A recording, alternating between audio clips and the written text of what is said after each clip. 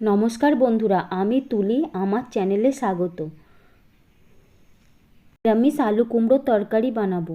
এর জন্য আমি প্রথমে কড়াইতে তেল নিয়ে নিয়েছি আর ফোড়ন দিয়েছি। এটা গরম হয়ে এসছে, কুমড়ো আলুটা ভালোভাবে ধুয়ে রেখেছি, এটাকে আমি কড়াইতে দিয়ে দেব।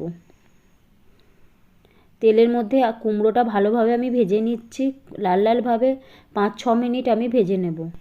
আমি 1 টেবিল স্পুন লঙ্কার গুঁড়ো, হলুদ গুঁড়ো, জিরা গুঁড়ো ও আদা গুঁড়ো এবং নুন নিয়েছি। এবার কুমড়োটা আমি ভালোভাবে ভেজে নিচ্ছি। খুব ভালোভাবে ভাজা আমার হয়ে গেছে। 5-7 মিনিট আমি ভেজে নেব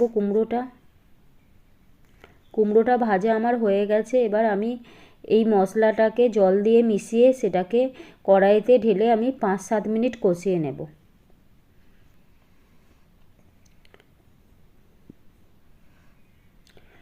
এরপর আমি 5-6টা সিটি মেরে নেব প্রেসার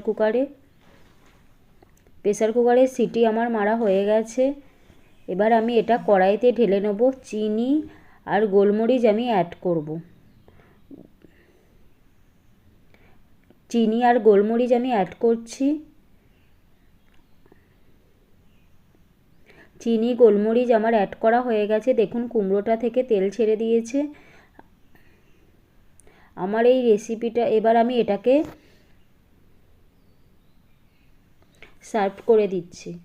আমার এই নিরামিষ কুমড়োর তরকারিটা যদি ভালো লাগে সাবস্ক্রাইব করো, লাইক করো এবং শেয়ার করো।